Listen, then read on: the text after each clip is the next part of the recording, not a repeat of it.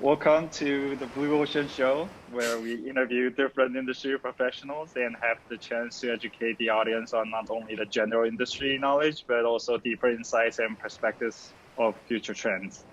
I'm your host, David Xiao, and this podcast is sponsored by nobody.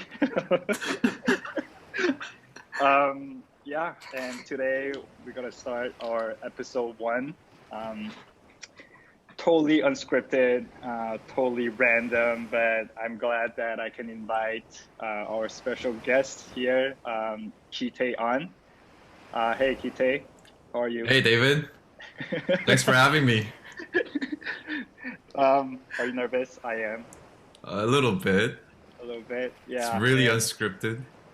yeah, totally put you on the spot. So yeah, why don't you tell everyone about yourself a little bit, in case people don't know you? Yeah. So my name is Kite. I'm currently residing in Virginia. I am a PhD student studying economics, first year. And before this, I also did my master's at Columbia University, Econ, and my undergrad was at UC Berkeley, studied economics and public policy. So yeah, I'm a That, very that much economics guy. Yeah, that's amazing, Mr. Economic Guy. Um, yeah, so I heard you have started your year pretty interestingly. You broke your glasses.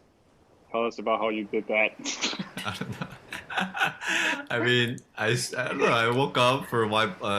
I woke up and I was supposed to have this special wiper for glasses, but then I was too lazy and I wiped my glasses with my shirt and I put too much force and my glasses broke. What a great way to start the year, right? Happy New Year to you, bro. You too. Um, all right, so I guess I'll just start off because now you told us that you're PhD candidates. What's some interesting classes you're taking right now? Tell us about your program and kind of like how you all started in this economic fields, just like general interesting stuff in your current field. Yeah, so well, I think it's pretty much the same for the first year course PhD sequence for every school, but you just take microeconomics, macroeconomics, econometrics. But besides that, like one thing that I just wanted to share with people about the field of economics is I don't know, I just wanted to clear this understanding of economics. A lot of people think that, oh, you study economics, you must be really good with like stock markets and actually that's not true. Economists are really horrible with stock market. Actually, what economists and the field of economics tries to study is human behavior uh, it's a study of human interaction with the resources that are scarce. So what that means is that everything in the world, there's nothing infinite. Your time, your uh, money, everything is scarce, and we need to therefore allocate it in the most effective way and efficient way so that we utilize what are given to us uh, that benefits in a way that benefits us the most.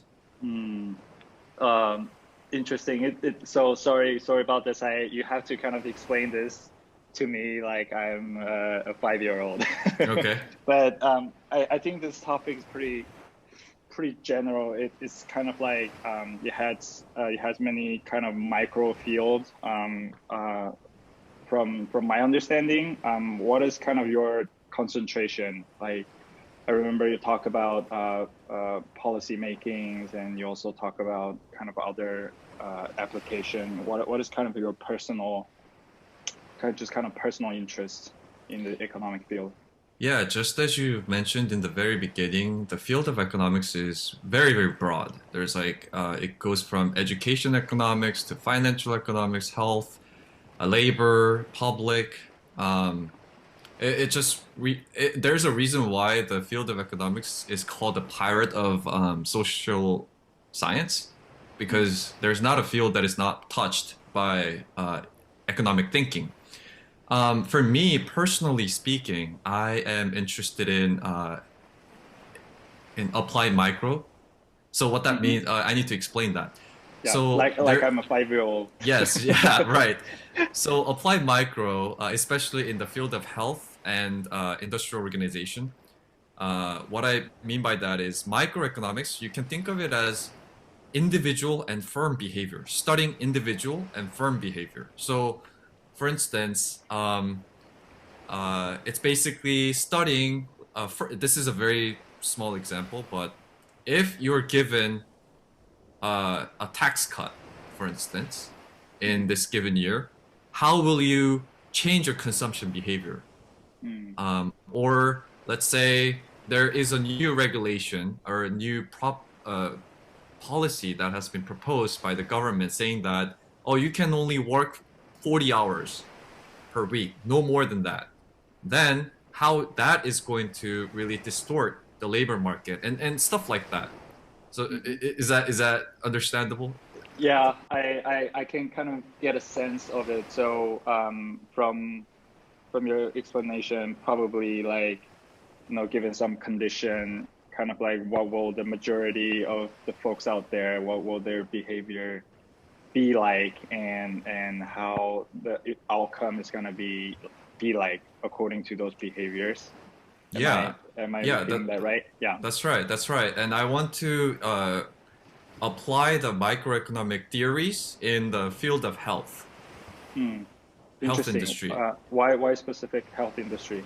Because the reason why I started studying economics was because I was able to personally experience the broken healthcare system in America when I was sick. Hmm. Uh, During my second year in undergrad, I was actually a chemical engineering major when I first entered Oh. my college, and then I had to switch because while I was sick and I took off 2 years from school. Um, it's really expensive to be sick in America. Mm-hmm, I think mm-hmm. during the time it was about 70, $80,000 in debt. Yeah, I was in 70, $80,000 in debt. And I had health insurance, student health insurance, but I was thinking about other people who don't have insurance. Based on numbers, I believe it's about like 30 million people in America don't have health insurance.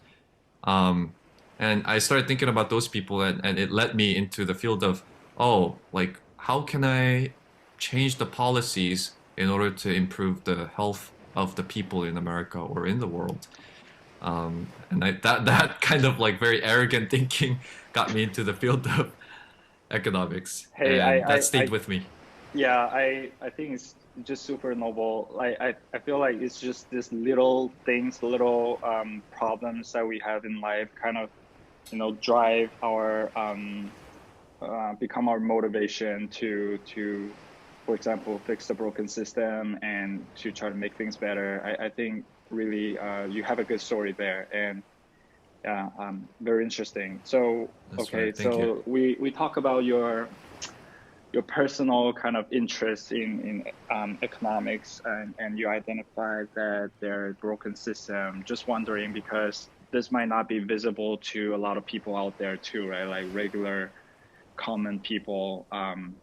So just curious about your perspective, like what are kind of it can, by the way, the answer can be like super general or it can be super specific. It's up to Mhm. you. And I just want to kind of ask you, what are kind of the deeper flow that is kind of unseen to regular people like us, as you study economics, and what are kind of the things that you feel like um, uh, there's opportunity to make a fix or something like that.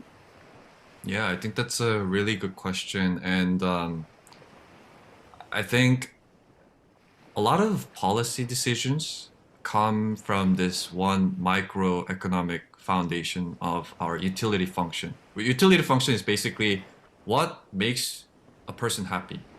So in the utility function, the economists all think about consumption and labor. So if you consume more, then you'll be happy. If you work less, you'll be happy. If you work more, you'll be unhappier.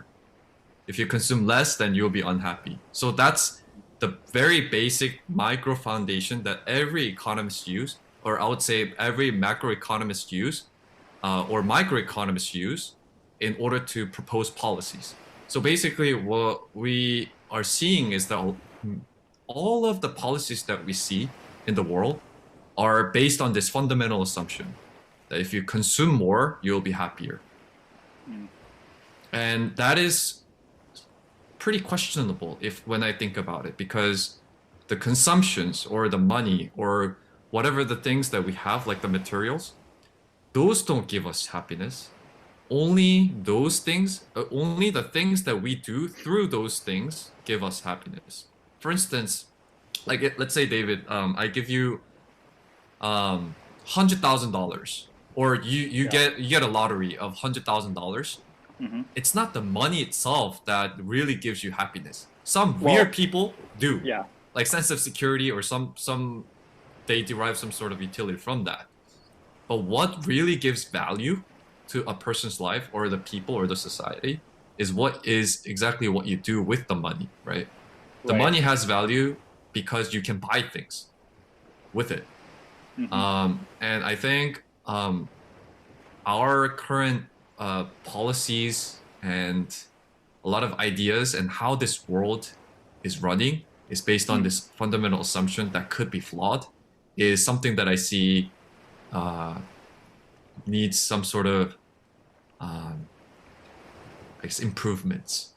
I see. It's interesting because like it's almost our daily lives and our lifestyle now. You really don't have a lot of room to think about these questions because like, oh, now you talk about all the fundamentals, you talk about the policy making. It's all based on this simple assumption that if you have more, you consume more and you become happy. And then that will give you kind of, that's how you should run the system. And interesting to hear different perspective that that's not always necessarily the case, I guess. Um, So it's yeah, interesting. so Yeah.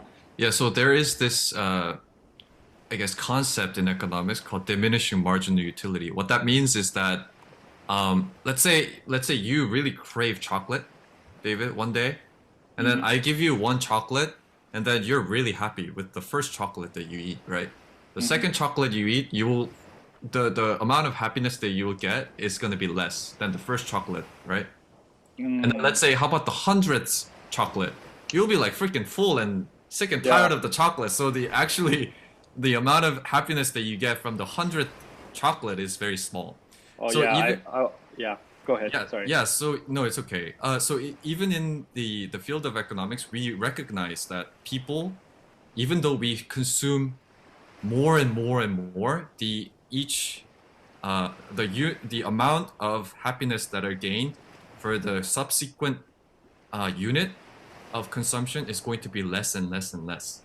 Mm, And that kind of like makes us question then if it's the materials in the world, or if it's the less labor, or some sort of things that are in the world that gives us, if we really believe that those things give us the true happiness, then we have to realize that, oh wait, we cannot consume those infinitely, first of all. And if we consume more and more and more, each unit is going to give us less and less happiness. So it kind of directs me to another route, which is maybe, maybe us as human beings, there's something that gives us true happiness instead of temporary happiness that we gain from like chocolate or things that deteriorate. wow. Oh, I think that's a great answer. Definitely there's definitely something else for us that's more kind of lasting than this diminishing utility term. So, hey, thank you for the answer. I think this is pretty insightful. So since you're a PhD candidate, uh, and then maybe there are also aspiring students out there who try to also get into the economics field. Do you have any kind of like advice or encouragement or anything that you want to kind of like talk about for the people who kind of want to join this economic field? I guess like if you are like high school or college students, I would say learn math and learn the way of thinking Mm, and the logic behind it. It's going to be a tremendously helpful, I would say, tools if you continue to graduate studies. So that's